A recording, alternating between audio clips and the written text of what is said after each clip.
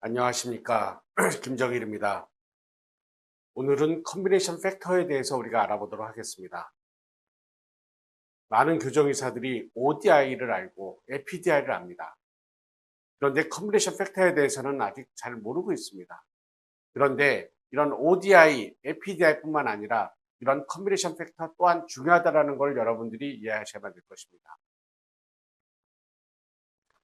이런 컨비네이션 팩터가 나온 배경이 된 논문은 김 교수님께서 1979년도에 발표한 논문입니다. 크레스트 디비전 1을 비발치로 치료를 하였습니다. 어떤 증리에 있어서는 양호한 결과를 가지고 있었겠죠. 그런데 어떤 증리에 있어서는 치료가 잘 안 될 수가 있습니다. 이렇게 치료가 잘 안 되는 경우에 있어서는 어딘가 치아를 발치를 하고 나서 양호한 결과를 얻었다는 것입니다. 그래서 이 두 가지를 비교를 하였습니다. 예를 들면은 위의 그림 같은 경우에 있어서는 안모가 나쁘질 않으니까 헤드기어 치료를 하였습니다. 그런데 반응의 결과가 좋지가 않습니다. 그래서 상하악 제일소구치를 발치한 증례가 됩니다. 밑에 증례도 마찬가지로 안모가 나쁘지 않기 때문에 하이풀 헤드기어를 쓰고 그 다음에 마무리가 잘 안 됩니다. 여러 가지 전방부에 오픈바이시 돼요. 그래서 상하악만 제2 대구치를 발치하고서 치료를 해서 양호한 결과를 얻었다고 하는 것입니다. 이 논문에서는 그거 보니까 비발치 그룹, 발치 그룹에서 보니까 ODI도 발치 그룹에서는 ODI도 작고 APDI도 작더라. 반면에 비발치 그룹에 있어서는 ODI도 크고 APDI도 크더라. 그래서 보니까 비발치 그룹에서 ODI는 80도고 APDI는 75도였습니다. 이에 반해 발치 그룹에서는 ODI는 74고 APDI는 73이었습니다. 상대적으로 작았죠.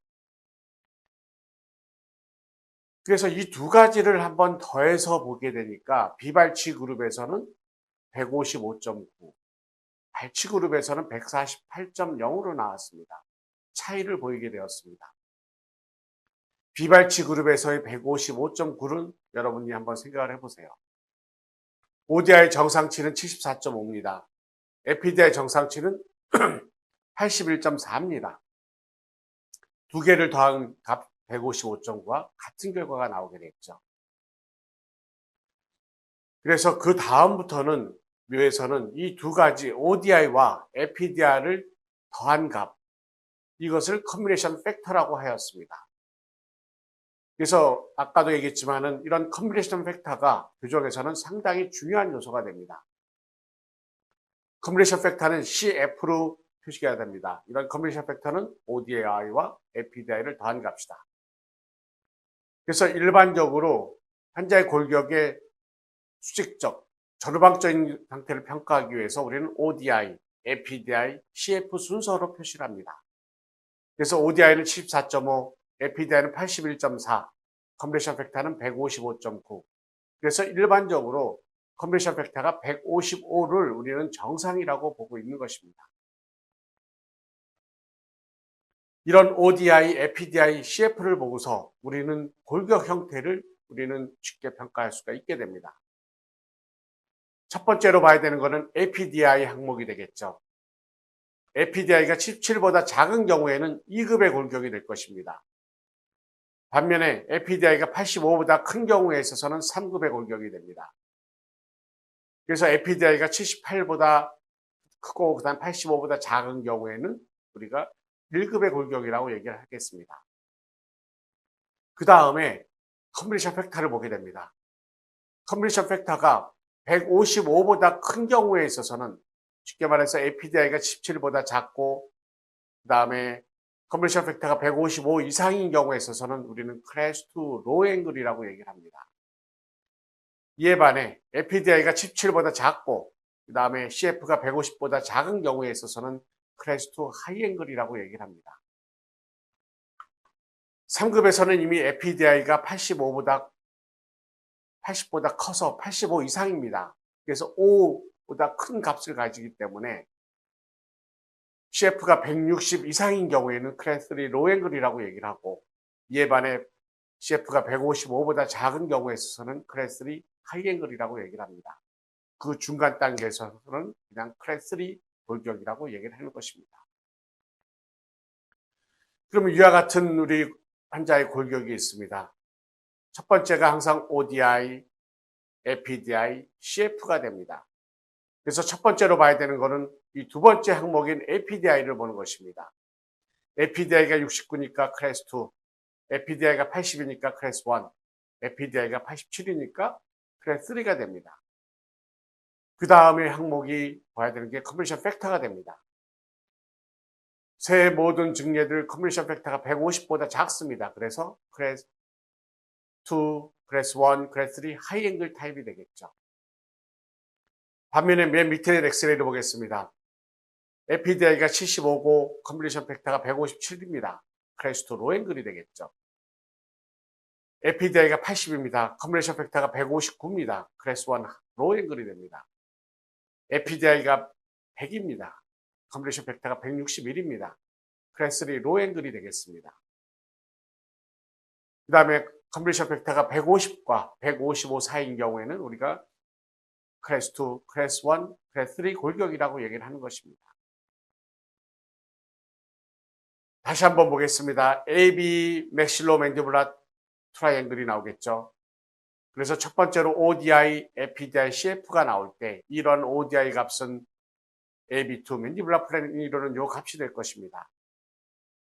반면에 APDI는 팔라탈 플랜과 AB 플랜 이론은 값이 될 것입니다. 그래서 이 환자인 경우에는 ODI는 70, APDI는 75, 컨버션 팩터는 145가 됩니다. 상당히 작은 값을 보이게 되겠죠. 그래서 이런 컨버션 팩터는 두 가지 값을 더한 값이기 때문에 크냐 작냐로 나오게 됩니다. 그런데 얼굴에서는 어떤 얼굴이 될까요? 하이앵글이 될 것입니다. 얼굴이 긴 얼굴이 될 것이에요. 그래서 여러분들이 처음에 헷갈리십니다. 컨버션 팩터가 작은 경우에는 하이앵글. 반면에 이 환자인 경우에는 ODI는 80, APDI는 75, 컨비네이션 팩터는 155입니다. 이 환자는 ODI와 APDI를 더한 값은 크기 때문에 하이 CF가 됩니다. 그런데 환자의 골격은 동그란 로앵글 타입이 되는 것입니다.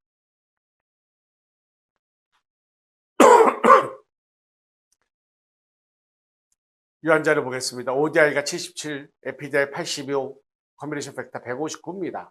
항상 두 번째 계측치 APDI를 먼저 보게 됩니다. APDI가 82니까 이거는 78하고 85 사이 1급이 되겠습니다. 그래서 이 환자인 경우에는 클래스 1 로앵글 타입이 될 것입니다. 이 환자는 어떻게 될까요? APDI가 84입니다. 1급입니다. CF가 148입니다. 그래서 클래스 1 하이앵글이 될 것입니다. 이 환자는 어떨까요? APDI가 77입니다. 2급입니다. 컨비네이션 팩터가 158입니다. 클래스 2 로앵글이 될 것입니다. 반면에 이 환자는 어떨까요? APDI가 74로 2급입니다. 그런데 ODI는 74로 정상입니다. 그런데 이 환자는 컨비네이션 팩터는 148로 작습니다. 정상으로 봐야 될까요? 아니면 하이앵글로 봐야 될까요? 클래스 2 하이앵글이 되는 것입니다. 우리가 수직적 분석을 할 때 많은 사람들이 ODI를 압니다. 그런데 ODI보다 더 중요한 것이 컨비네이션 팩터가 됩니다. ODI가 74라고 하는 것은 이건 정상이 됩니다. 73도 정상 범주가 되겠죠. 그런데 이 환자를 정상으로 놓고 치료할 수가 있고, 또 하나의 경우는 컨비네이션 팩터가 149.8로 작습니다. 그러면 이 환자는 하이앵글로 놓고 치료를 해야 될까요? 어떤 것이 바람직할까요? 두 환자 모두 클래스 2 하이앵글이 되는 것입니다. 그래서 수직적 분석에서는 ODI보다 컨버션 팩터가 더욱더 중요하다는 걸 여러분들이 이해하셔야 됩니다. 왜 그럴까요? ODI가 77입니다. APDI가 78이에요. 컨버션 팩터가 155입니다. 이와 같이 정상인 경우라고 하고 로앵글이라고 하면은 우리는 헤드기어를 쓸 수가 있을 것입니다. 그래서 이와 같이 오버젯이 큰 경우에 헤드기어를 써서 상하쿠치가 정출이 되면 하악이 이렇게 앞으로 나올 수 있을 것입니다. 반면에 이 환자의 경우에는 ODI가 73입니다. 정상입니다. 헤드기어를 써야 될까요?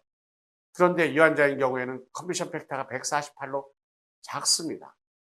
이런 경우에는 헤드기어를 쓰면 절대로 안 되는 증례가 됩니다. 그래서 우리는 수직적 분석이 중요한 요소가 될 것입니다. 이 환자의 경우에는 ODI는 62, APDI는 96, 클래스 3입니다. 그런데 컨비션 팩터가 큽니다.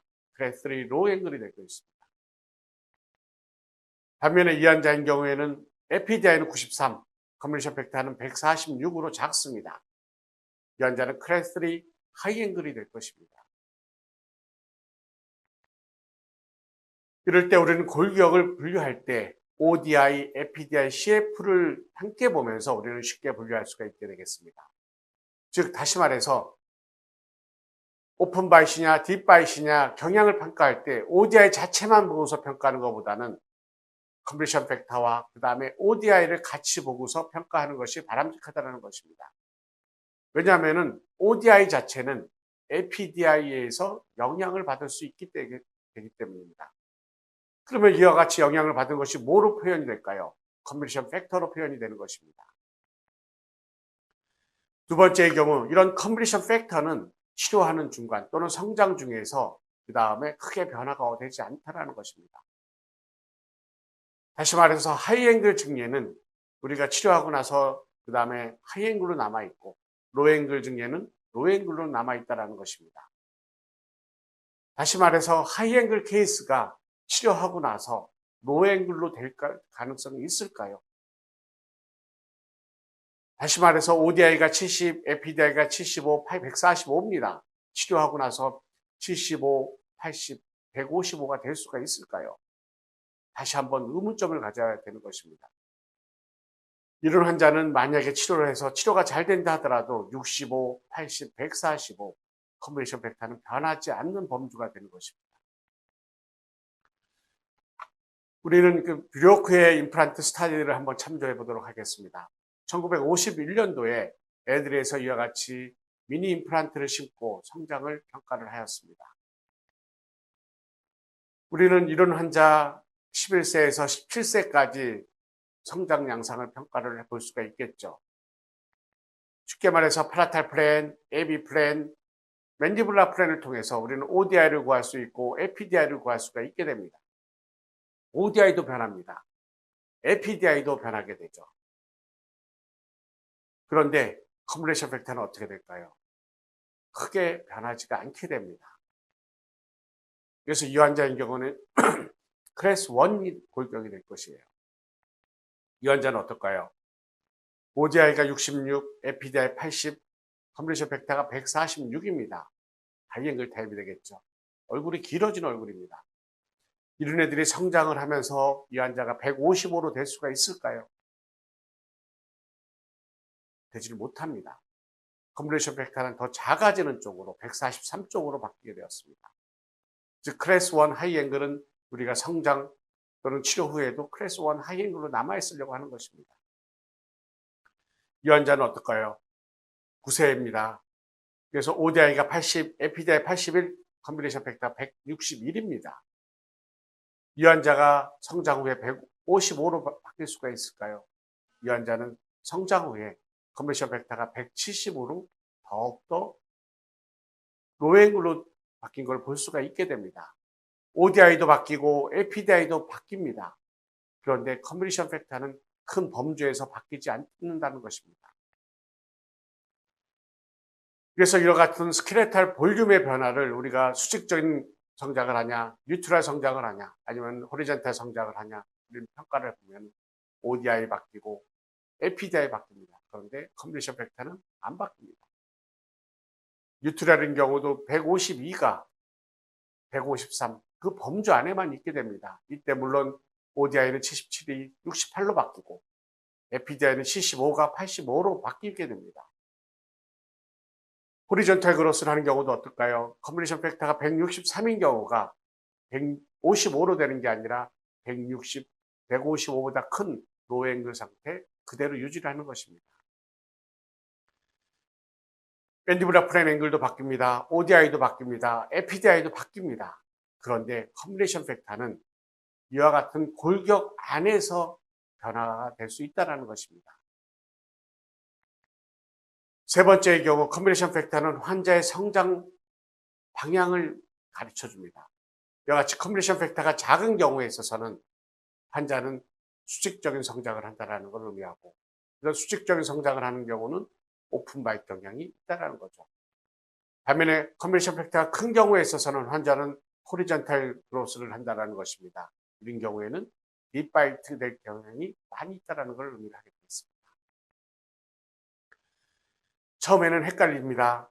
컴비네이션 팩터가 작은 경우, 작은데 이런 경우에는 로우 CF라고 그러는데 하이 앵글이라고. 다시 한번 보면 컴비네이션 팩터는 ODI와 APDI를 더한 값이 됩니다. 골격을 표현하는 게 아니게 되겠죠.